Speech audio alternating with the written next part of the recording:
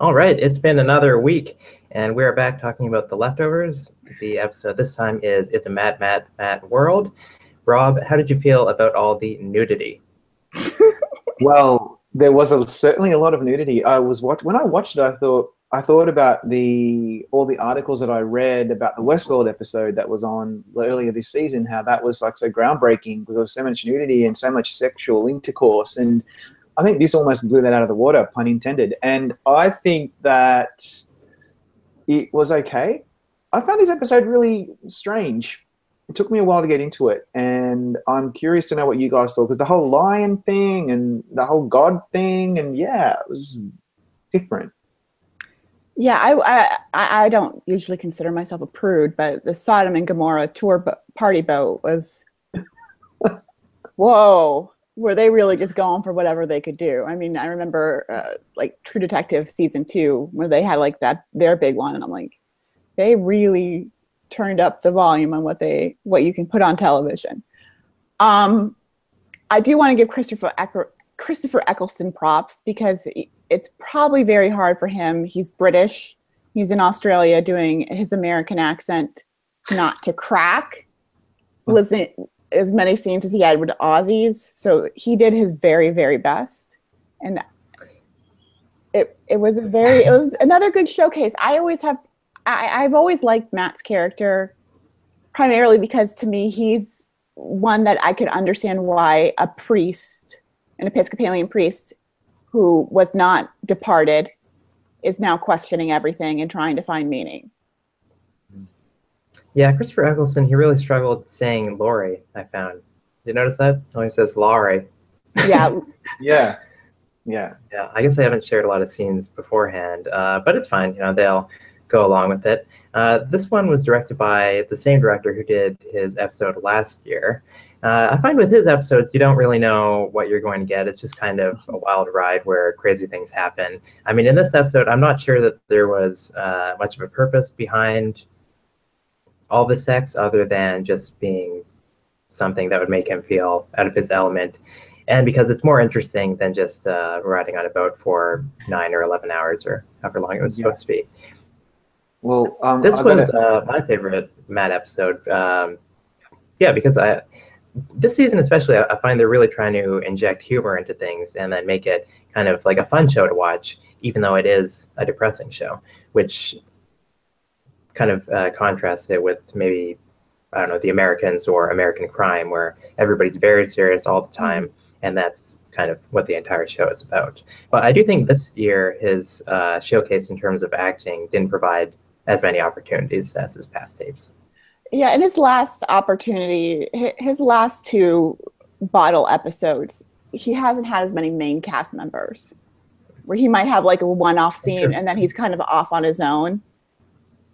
And there wasn't really a rooting factor for him. Yeah, this guy's probably not God. But really, get over it. At this point, with all the craziness that's going on, do you really care? Yeah. I know. I was getting frustrated because the first 2 episodes, the helicopter one and the other one, I forgot what it's called, you really were rooting for him. In this one, I was getting frustrated with him. And I'm like, dude, drop it. Don't worry about it. You're on the Spirit of Tasmania. You're going to Hobart, or you're going from Hobart to Melbourne, and you're going to see, you're going to find Kevin. That's your quest. The sudden departure anniversary is coming up. Move on. I was like, wanted to shake him. Wait, so Rob, if you were on the boat and you saw somebody going overboard, you'd be like, that's all right. Yeah, whatevs. No.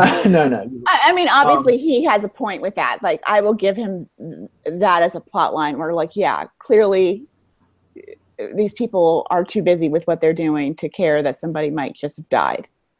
Yeah. But overall, I don't see the need to expose another wackadoo at this point. Like, it's 7 years after this, and we've seen so many crazy people. Yeah. A guy walking around saying he's God is not like the top 5 of nuts at this point. Well, what did you make of the scenes prior to the ending, which I love? The ending's great with the lion. What did you make of the scene where he is with God and they having that, it's 2 of them having that kind of I mean, I thought his performance was really on point, and it really, I think it redeemed him by the end, for me anyway. Yeah, the ending redeemed him, and like, I don't need to know what happened to the 2% of the people. We've talked about that earlier. But I do need to know why Kevin should not be in Australia. Because enough people have mentioned it now that I do need an answer to that question. Well, it's just, I think it's just a general rule that usually you don't come back to life when you die. And since he was in like that town that is considered special, then I wouldn't want to risk it other places either. Maybe that's it. Yeah, and then who is the guy playing God? Was that Bill Camp, who had appeared last season in Kevin's hotel sequences and on the bridge? Because I saw he was credited at the end of the episode. I thought he was the guy from The Night Of. Is it the same guy? I'm looking to see. I don't know what his character's name was. The detective from The Night Of is who he is. Mm-hmm. I didn't remember that he was in The Leftovers previous to. It's interesting. Okay. Bill Camp, definitely Bill Camp. Okay. He was great. This guy's had a beard, so it's hard to tell. All right, and would you like to see? Oh yeah, go ahead, Rob. Why was it called "It's a Matt World"? Is that just a riff on the movie, the old movie? It's a mad world. I guess. Is there any other reason? Well, this episode was about Matt, and there you go. You've answered the big question. Man, we had a lot of nudity because we had nudity at the beginning of this with that whole explosion. Yeah, I mean thank you for reminding me. Holy mother! Of course. Holy mother of God. Why did we have that? Why? I have a feeling that Damon Lindelof was probably saying to his writers team, let's just do one episode where we just put in so much male nudity for the fun of it, because it'll just get people talking. And he's probably laughing, thinking this is going to be awesome. Is that the only, why do we have this French guy do this whole thing where he's got to have no clothes on so he can press the two buttons so that he can... Was it the bombing in Southeast Asia? He was the one who set off the nuclear bomb. Like, I thought. Yeah, in the South Pacific. Yeah, that was him. So that was the reason for that. But why? Why? I think the idea was that if he had clothes, then that would weigh him down like just slightly, and then he wouldn't have been able to stretch quite as far not press both of the buttons. Yeah. And then I've also seen interviews leading up to the season where actually one on IndieWire, which is our sister website now, where they're asking like, why should people tune into The Leftovers when they're used to watching Game of Thrones in this time slot? And then Damon Lindelof said that they have more dongs. Did he really? That's brilliant. He delivered that promise. So he must have been part of this Free the Penis movement, and that's fine. I have no problem with that, but it's just I was wondering why we had to go there. And then I thought, okay, there's the one big penis scene of the whole season, and then we got the Sodom and Gomorrah boat. The Spirit of Tasmania has never been more interesting. Yeah, it's the Spirit. I mean, the Spirit of Tasmania is a famous boat. That's how you get between Tasmania and Australia, unless you fly. And it's usually very boring. And now maybe they might bring on that lion cult to jazz it up. Yeah, and it seems like anybody can get onto the boat. I mean, they didn't have to pay anything, and they clearly didn't. You just pay your fare and you go on, but wow. And Catherine McClements, I'm pretty sure it was Catherine McClements. She's a very famous Australian actress, played the kind of the bouncer woman at the, who's taking names. She was really good in that too. She didn't have a lot to do, but I really liked seeing her. She's an excellent actress. So, yeah. Speaking of actresses who have not had a lot to do this season, so it turns out Regina King is on Twitter, and she occasionally replies to people. Unfortunately, Marcus actually talked to her representatives, and she was not submitted for the Emmys. And then the submission deadline was a few weeks ago at this point, too. So that's not going to happen. Yeah. Marcus said that she did the honorable thing and not get nominated for, Well, she'll have two to cry into, so it's not too bad. Yeah, she didn't want to do a Margot Martindale, which is fine. Yeah. Charles will be appreciative because then his screen won't get busted. Thank God. Yeah, he cannot afford to buy another computer screen, like seriously. Unless we're going to get like a corporate sponsorship. Yeah, I don't know. that's going to happen. But we had a new song every episode this season. We've had like a new opening, the same opening credits, new song, and this time it was in French. Yeah. So makes sense. I like the end credits music for this one. You know, it's all about the lion. Yeah.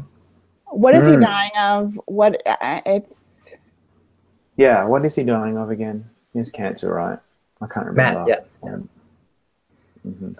I will say that even with the cancer, I find Matt to be more lively than Michael this season. Have you noticed that, like, and we'll see in the next couple episodes where Michael, whenever he's around, he's only ever like the fourth most important person on screen, and he kind of just stands in the background. He's just a little mopey looking. He's really not adding much more than Amy Brenneman's son, who's not there at all.